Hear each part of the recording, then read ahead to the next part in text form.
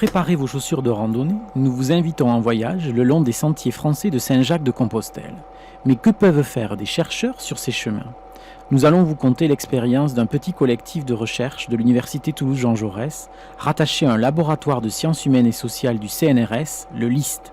Je suis Sébastien Ressac, entouré de mes collègues Patricia Panégos et David Lagarde. Nous étudions ces chemins légendaires et leur impact sur les territoires qu'ils traversent. Cette carte montre les chemins qui ont été empruntés dès le Moyen-Âge par des pèlerins de toute l'Europe pour se rendre à Saint-Jacques-de-Compostelle. La large diffusion du culte de Saint-Jacques a généré une vénération soutenue dont les traces sont aujourd'hui visibles par de nombreux édifices, monuments religieux ou petits patrimoines en bord de chemin. Ce réseau de sentiers européens converge à travers la France en 5 grandes voies.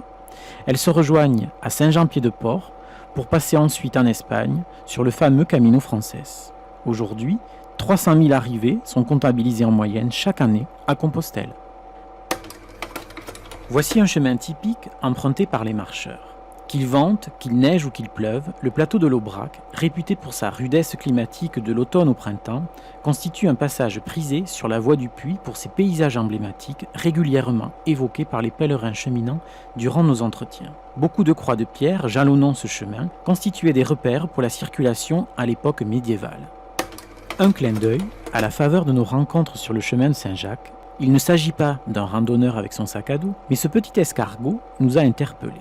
Comme un éloge à la lenteur que permet la marche. Loin du tourisme de masse, ce type de pratique favorise le temps d'une relation à la nature, l'imprégnation des paysages et l'observation des animaux et des végétaux le long du chemin. Toujours sur la voie du Puy, imaginez-vous circuler au Moyen-Âge, sur ce chemin en automne avec un épais brouillard. Seules les cloches de l'hospice permettaient aux pèlerins de se repérer sur ce plateau interminable. Vous voyez au loin la tour des Anglais à Aubrac, construite durant la guerre de Cent Ans. Aujourd'hui, c'est un gîte communal offrant aux marcheurs un hébergement collectif à moindre coût. Le chemin a permis par ailleurs de développer la vocation touristique de ce hameau, comme l'auberge de Germaine et sa célèbre tarte aux myrtilles. Au détour d'une rue à Saint-Côme-d'Olt, notre regard est attiré par ce clou sur le sol. Il indique que les chemins de Saint-Jacques-de-Compostelle en France constituent un bien culturel en série, inscrit sur la liste du patrimoine mondial de l'UNESCO. Notre programme GéoCompostelle vise à créer une plateforme collaborative numérique permettant de gérer et de valoriser auprès du grand public ce patrimoine exceptionnel. Le collectif de chercheurs s'est imprégné des lieux investis par les pèlerins cheminants. Nous sommes dans un gîte d'étape à Lectoure dans le Gers. Au moment du petit déjeuner, nous sommes témoins de moments de convivialité et d'échange avant le départ. Bâtons, sac à dos et derniers réglages pour affronter une journée de marche. Ici, l'humain ressort de cette expérience car la dimension relationnelle constitue un vécu recherché et attendu par ces marcheurs. Pour comprendre les raisons qui incitent autant d'individus à pratiquer ces chemins et renouveler leur voyage, nous avons réalisé des enquêtes auprès des pèlerins cheminants à partir de questionnaires.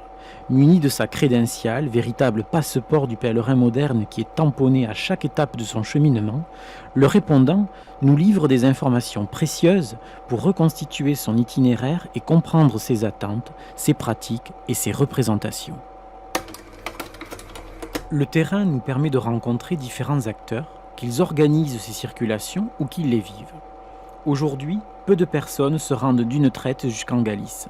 On marche quand on peut, quand on en éprouve le besoin, quelques jours par an. Vous voyez, Daniel parcourt une partie du chemin chaque année pendant ses vacances, comme l'illustre cette carte qui personnalise son voyage. Pour des raisons diverses, telles que la fatigue physique, le poids des sacs ou la recherche de confort, certains marcheurs font appel à des agences de transport qui offrent de nouveaux services sur le chemin. Sur ce panneau en ardoise, une entreprise en Pyrénées-Atlantiques propose d'aider les pèlerins cheminants à passer l'étape difficile entre Saint-Jean-Pied-de-Port et Roncevaux en Espagne. Toujours dans la même rue à Saint-Jean-Pied-de-Port, ce magasin qui arbore fièrement les couleurs basques propose, outre quelques petits souvenirs faciles à transporter, tout le matériel nécessaire pour la marche, dont le célèbre bâton du marcheur appelé bourdon. Le passage des marcheurs permet également de maintenir des services postaux ou des distributeurs bancaires dans des villages ruraux qui n'auraient pas pu les conserver. Ce fameux bourdon, on le retrouve ici sous les traits d'un simple bâton déposé sur ce tronc d'arbre à l'occasion d'une halte.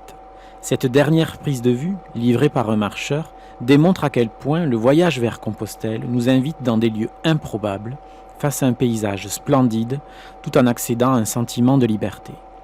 Toutes ces valeurs, ces nouvelles pratiques sont à l'origine de la revitalisation de ce chemin qui dynamise aujourd'hui les territoires ruraux traversés.